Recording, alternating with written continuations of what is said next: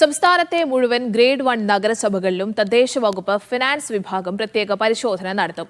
കോട്ടയം നഗരസഭയിലെ കോടികളുടെ സാമ്പത്തിക ക്രമക്കേടിന്റെ പശ്ചാത്തലത്തിലാണ് LSTD പ്രിൻസിപ്പൽ ഡയറക്ടറുടെ ഉത്തരവ്. പരിശോധന നടത്തി 15 ദിവസത്തിനകം സമഗ്ര റിപ്പോർട്ട് സമർപ്പിക്കണമെന്നാണ് നിർദ്ദേശം. കോട്ടയം നഗരസഭയിലെ സാമ്പത്തിക തിരിമറികൾ തദ്ദേശ വകുപ്പിനുണ്ടാക്കിയ നാണക്കേട് ചെറുതല്ല. 2.39 കോടിയുടെ പെൻഷൻ തട്ടിപ്പ്, 211 കോടി രൂപ അക്കൗണ്ടിൽ ചേർത്തിട്ടില്ലെന്ന ഓഡിറ്റ് റിപ്പോർട്ട് എന്നിവ വ്യാപക വിമർശനങ്ങൾക്കും പരാതികൾക്കും ഇടയാക്കി. തുടർന്ന് LSTD ഫിനാൻസ് വിഭാഗത്തിൽ നിന്നുള്ള പ്രത്യേക സംഘം കോട്ടയം നഗരസഭയിൽ പരിശോധന നടത്തിയിരുന്നു. ഇത്തരം പരിശോധനകൾ സംസ്ഥാനത്തെ 21 ഗ്രേഡ് 1 നഗരസഭകളിലും നടത്താനാണ് തദ്ദേശ വകുപ്പ് പ്രിൻസിപ്പൽ ഡയറക്ടറുടെ ഉത്തരവ്. എല്ലാ ജില്ലകളിലും ഇതിനായി ഉദ്യോഗസ്ഥരെ പ്രത്യേക സംഘങ്ങളായി ചുമതലപ്പെടുത്തി. 5 വർഷത്തെ വാർഷിക ധനകാര്യ പത്രിക, ലോഗ് ബുക്ക്, ബാങ്ക് ഇടപാടുകൾ തുടങ്ങിയ കാര്യങ്ങൾ പരിശോധിക്കും. ഇങ്ങനെ 15 ഇനങ്ങൾ പരിശോധിക്കണമെന്നാണ് ഉത്തരവ്. 2 ആഴ്ചക്കകം വിശദമായ റിപ്പോർട്ട് നൽകണമെന്നും നിർദ്ദേശമുണ്ട്.